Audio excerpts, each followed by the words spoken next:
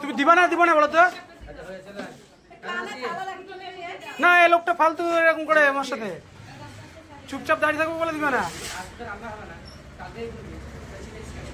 আমার কি সময়ের দাম নাই?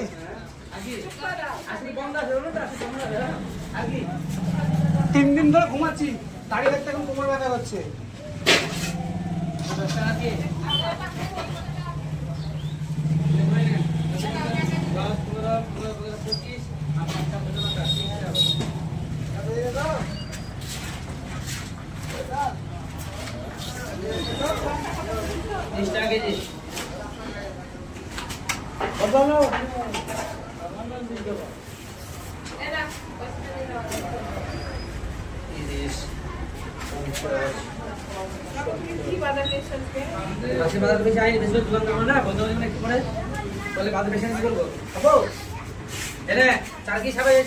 চার কেজি কমই দাও, একটা কমই দাও, আটি ছোট দেখে।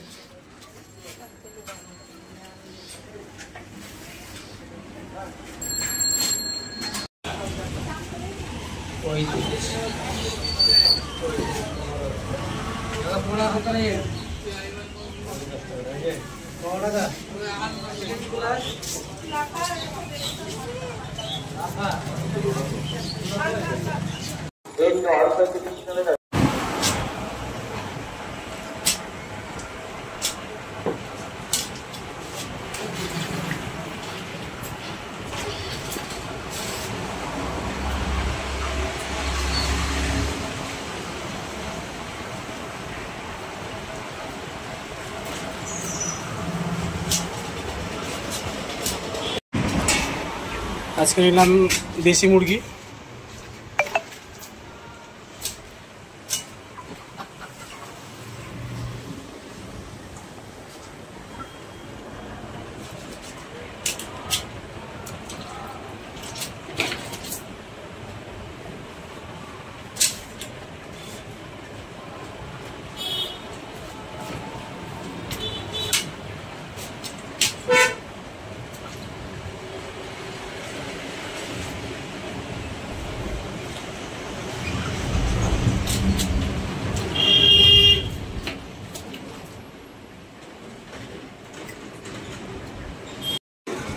দেশি 500 টাকা।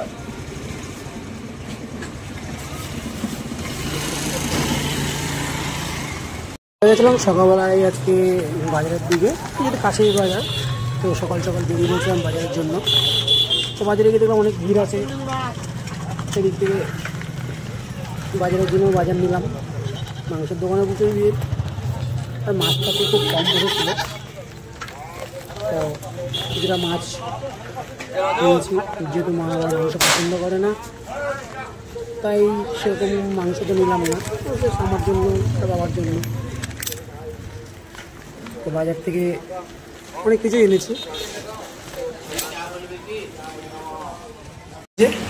আজকে মা রান্না করে দিচ্ছে দেশি মুরগি, আর মায়ের জন্য এই যে মাছ, মা যেহেতু মাংস খায় না, তো এখানে আমার বাবার জন্য আছে।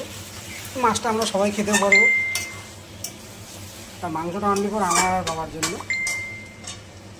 এটা হচ্ছে আমার বাড়ি, ডাইনিং, এ পাশ দিয়ে ঢোকার থেকে মা তো রান্না করছেন।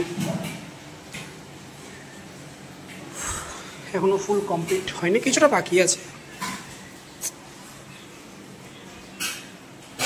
3টে মানুষ আছে তো, তাই অগোছালোভাবেই পড়ে থাকে। এটা হচ্ছে মায়ের ঘর, বাবা মার, এটা আমার, এটাকেও এখনো সাজানো হয়নি, জাস্ট এরকমই পড়ে আছে। সব ডেকোরেশন আলাদা হবে, তাই নর্মাল আছে, যেহেতু ওপরে ঘর করবো সেই প্রিপারেশন নিয়ে সব ডেকোরেশন চেঞ্জ। এটা আমার বারান্দাটা, সব কিছুকেই সাজিয়ে গুছিয়ে রাখা হয়েছিল।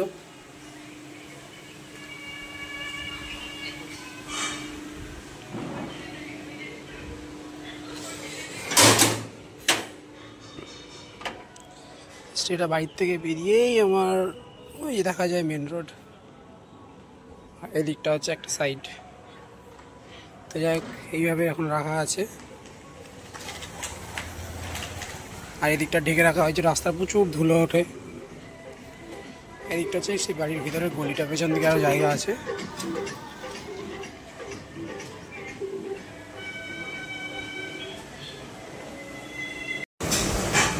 রান্না রেডি হয়ে গেছে, তা আমি আমার মতন নিয়ে নিলাম। মায়ের মাছের ঝোলটা রেডি করবে, তুমি খেয়ে নিই।